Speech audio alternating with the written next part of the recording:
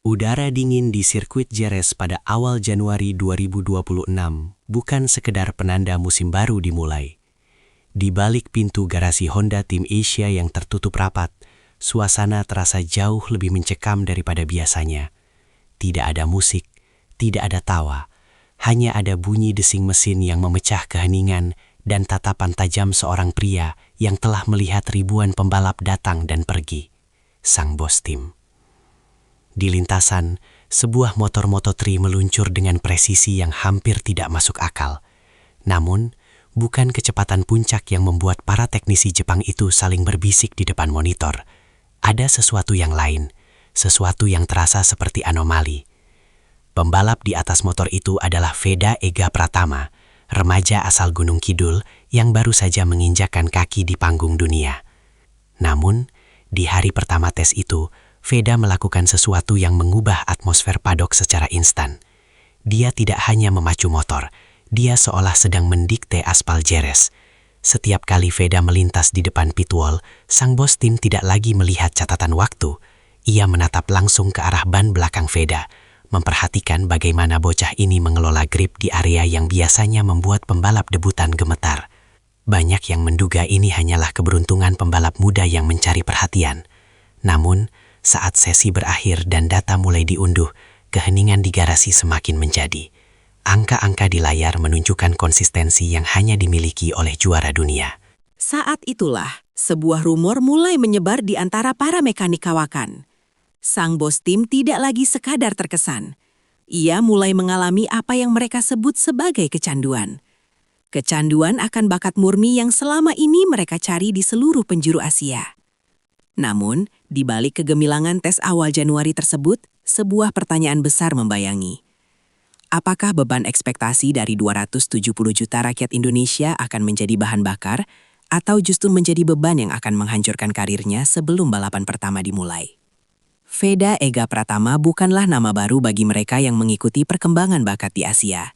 Juara Asia Talent Cup 2023 dan runner-up Red Bull MotoGP Rookies Cup 2025. Secara statistik, jalurnya menuju kelas Grand Prix terlihat mulus. Namun, kenyataannya jauh lebih kompleks. Pedok MotoGP adalah tempat yang kejam, di mana bakat besar seringkali terkubur oleh politik tim dan tekanan mental. Veda membawa identitas sebagai The Chosen One dari Indonesia. Di sebuah negara di mana balap motor adalah agama, Veda adalah nabi baru. Namun, kepribadiannya berbanding terbalik dengan kebisingan di media sosial. Ia dikenal sebagai The Quiet Assassin.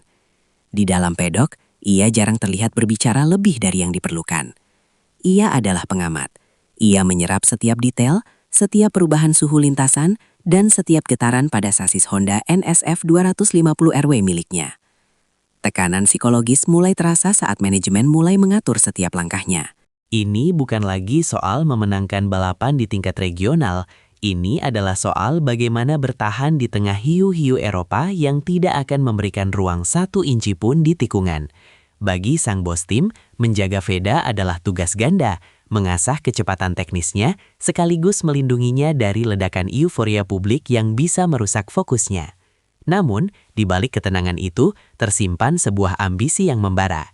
Veda tahu bahwa di kelas Moto3, kesalahan sekecil apapun bisa berujung pada insiden kecepatan tinggi yang fatal bagi karir seorang pembalap. Ia harus belajar untuk tidak hanya menjadi yang tercepat, tetapi menjadi yang paling cerdas dalam mengelola risiko. Analisis teknis, mengapa dia berbeda? Apa yang sebenarnya dilihat oleh sang bos tim saat ia berdiri di pit wall selama berjam-jam? Jawabannya adalah pada data telemetri yang rumit. Dalam dunia Moto3, motor hampir identik dalam hal tenaga mesin. Perbedaan sesungguhnya diciptakan pada fase pengereman dan kecepatan di tengah tikungan, corner speed. Veda memiliki kemampuan langka untuk melakukan pengereman yang sangat dalam, late braking, tanpa kehilangan stabilitas pada bagian depan motor. Teknisi Honda mencatat bahwa Veda mampu merasakan limit ban depan dengan akurasi yang biasanya hanya dimiliki oleh pembalap kelas MotoGP. Ia tidak melakukan koreksi berlebihan pada kemudi, gerakannya halus, efisien, dan mematikan. Selama tes Januari, fokus sang bos bergeser dari berapa waktu lapnya menjadi bagaimana dia melakukannya. Ia mulai meminta data Veda diputar ulang berkali-kali, membandingkannya dengan data pembalap legendaris Honda di masa lalu. Sang bos menyadari bahwa Veda tidak hanya mengandalkan keberanian, tetapi ia memahami mekanika motornya.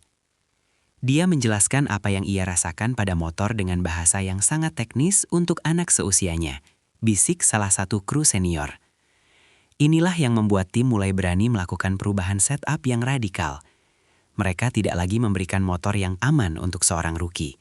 Mereka mulai membangun motor yang agresif, karena mereka tahu Veda sanggup menjinakkannya. Namun, ketergantungan tim pada insting Veda mulai menciptakan dinamika baru di dalam garasi. Rekan setimnya, Zen Mitani, mulai merasakan panasnya persaingan. Di tengah pujian yang terus mengalir untuk Veda, sebuah ketegangan internal mulai tumbuh. Apakah Honda Tim Asia akan menjadi tim dengan 2 pembalap, atau mereka akan menjadi tim yang sepenuhnya berputar di sekitar 1 bintang baru? Validasi global dan status Arai. Status seorang pembalap di pedok tidak hanya ditentukan oleh piala, tetapi juga oleh siapa yang berdiri di belakang mereka. Pengumuman bahwa produsen helm legendaris Jepang, Arai, akan mendukung penuh Veda di musim 2026 adalah sebuah pernyataan politik yang kuat. Arai tidak sekadar memberikan perlengkapan, mereka memberikan stempel validasi sebagai pembalap elit dunia. Dalam sejarahnya, Arai sangat selektif. Mereka hanya memilih pembalap yang memiliki profil teknik yang tinggi dan potensi jangka panjang yang jelas. Bergabungnya Veda ke dalam jajaran atlet Arai, sejajar dengan nama-nama besar seperti Maverick Vinales, mengirimkan pesan jelas ke seluruh pedek Moto3. Indonesia tidak lagi hanya mengirim peserta, mereka mengirimkan pemenang. Dukungan internasional ini membawa keuntungan logistik dan psikologis. Helm bukan sekedar alat keselamatan. Dalam kecepatan 240 km per jam, aerodinamika helm adalah kunci stabilitas kepala pembalap. Dengan dukungan teknis langsung dari insinyur Arai, Veda mendapatkan akses ke pengembangan perlengkapan yang biasanya hanya dinikmati oleh pembalap pabrikan utama. Namun, setiap dukungan komersial besar datang dengan tuntutan hasil. Sponsor internasional tidak membayar untuk melihat pembalap mereka berada di posisi ke-15. Tekanan mulai bergeser dari garasi ke ruang rapat manajemen. Veda kini bukan lagi hanya milik keluarganya atau timnya. Ia adalah sebuah aset global yang harus memberikan performa maksimal di setiap seri. Rivalitas di balik tirai, Veda vs Mitani. Di balik senyum untuk kamera, suasana di dalam Honda Tim Asia mulai memanas. Zen Mitani, rekan setim Veda, bukanlah pembalap sembarangan. Ia adalah talenta Jepang yang dipersiapkan untuk menjadi penerus tradisi juara dari negeri matahari terbit. Namun, perhatian yang berlebihan dari sang bos tim terhadap Veda mulai menciptakan gesekan halus namun nyata. Dalam setiap sesi latihan, perbandingan data antara kedua pembalap ini menjadi menu wajib. Ada laporan yang menyebutkan bahwa suasana di garasi menjadi sangat kompetitif, di mana setiap perubahan kecil pada motor Veda dipantau dengan ketat oleh kubu Mitani. Rivalitas antar rekan setim adalah hal paling berbahaya di dunia balap, karena musuh pertama yang harus dikalahkan adalah orang yang menggunakan motor yang sama. Sang bos tim harus memainkan peran mediator yang sangat hati-hati. Ia tahu bahwa persaingan ini bisa memacu kedua pembalap menjadi lebih cepat. Namun jika tidak dikelola, hal ini bisa berujung pada insiden di lintasan yang merugikan tim secara keseluruhan. Rumor dari dalam pedok menyebutkan bahwa ada saat-saat di mana komunikasi antara kedua kru pembalap sempat mendingin setelah sesi kualifikasi simulasi. Veda tetap pada sikapnya yang tenang, namun di lintasan, ia tidak memberikan ruang. Ia mulai mempelajari gaya balap Mitani, mencari titik lemahnya di sektor terakhir sirkuit. Ini bukan lagi soal menjadi yang tercepat di tes, ini adalah perang saraf untuk menentukan siapa yang akan menjadi nomor 1 di dalam tim saat lampu start padam di seri pertama nanti. Target Rookie of the Year atau ambisi tersembunyi. Secara publik, Veda Ega Pratama dan manajemennya selalu mengatakan bahwa 2026 adalah tahun untuk belajar. Target resmi yang diumumkan adalah gelar Rookie of the Year. Sebuah target yang realistis dan aman untuk meredam tekanan media. Namun, jika Anda bertanya kepada para pengamat di pedok yang melihat data tes Januari, target itu terasa terlalu rendah. Ada pembicaraan rahasia di level manajemen atas yang mulai melirik tahun 2027. Mereka tidak lagi berbicara tentang Moto3. Mereka mulai menyusun draft untuk kenaikan kelas ke Moto2. Kepercayaan sang bos tim begitu besar sehingga ia mulai memerintahkan program fisik khusus bagi Veda yang lebih menyerupai latihan pembalap Moto2, fokus pada ketahanan otot lengan dan manajemen ban yang jauh lebih kompleks.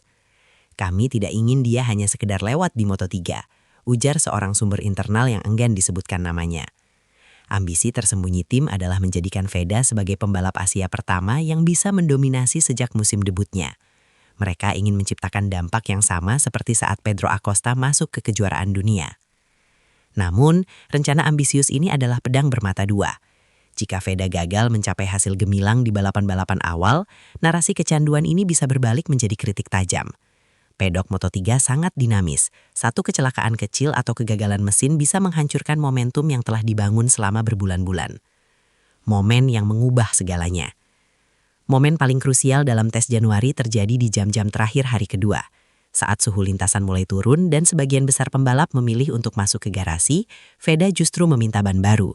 Sang bos tim sempat ragu, namun ia mengizinkannya. Veda keluar sendirian tanpa bantuan slipstream dari pembalap lain. Di sektor pertama, ia sudah mencatat waktu di bawah rekor lap debutan. Di sektor kedua, ia semakin tajam. Saat ia melintasi garis finish, catatan waktunya berada di posisi 5 besar secara keseluruhan, bersaing dengan pembalap veteran yang sudah 4 tahun di kelas Moto3. Itu adalah momen di mana semua keraguan hilang. Sang bos tim tidak lagi hanya menatap monitor, ia tersenyum tipis, sebuah pemandangan langka di garasi Honda. Keyakinannya kini telah mengkristal menjadi sebuah rencana strategis jangka panjang. Veda bukan lagi sekadar proyek jangka menengah, ia adalah investasi masa depan Honda di panggung MotoGP. Persiapan fisik Veda kini ditingkatkan, pola makannya diatur secara ketat, bahkan pendekatan mentalnya mulai dibenahi oleh psikolog olahraga berpengalaman untuk memastikan ia siap menghadapi tekanan media yang akan meledak saat ia kembali ke Indonesia atau saat ia berdiri di grid pertama di Qatar. Guncangan dari timur. Kini, menjelang pembukaan musim Moto3 2026, dunia balap motor menanti dengan napas tertahan. Keberhasilan Veda bukan hanya kemenangan pribadi, melainkan momen nasional bagi Indonesia. Setelah bertahun-tahun hanya menjadi penonton dan pasar otomotif terbesar, Indonesia akhirnya memiliki petarung sejati yang diakui oleh para petinggi di Jepang dan Eropa. Veda tetap merunduk, namun dunia tidak bisa lagi berhenti menatapnya. Dari lintasan aspal Gunung Kidul hingga garasi elit Honda Tim Asia di Spanyol, perjalanannya adalah bukti bahwa talenta murni, jika bertemu dengan manajemen yang tepat dan sedikit kecanduan dari seorang bos tim, bisa menciptakan keajaiban. Namun, sebuah drama besar baru saja dimulai. Di tikungan pertama balapan pembuka nanti, semua data tes tidak akan lagi berarti. Hanya ada Veda, motornya, dan 20 pembalap lain yang haus akan kemenangan. Dan saat lampu start padam, barulah kita akan benar-benar tahu. Apakah Veda Ega Pratama akan menjadi bintang yang bersinar terang, ataukah tekanan dunia akan menjadi ujian yang terlalu berat untuk dipikulnya? Satu hal yang pasti, sang bos tim tidak akan berpaling dari monitornya. Dan seluruh Indonesia akan melakukan hal yang sama. Namun, apa yang ditemukan oleh tim di malam terakhir sebelum keberangkatan mereka ke seri pertama, benar-benar mengejutkan semua orang yang terlibat dalam proyek ini.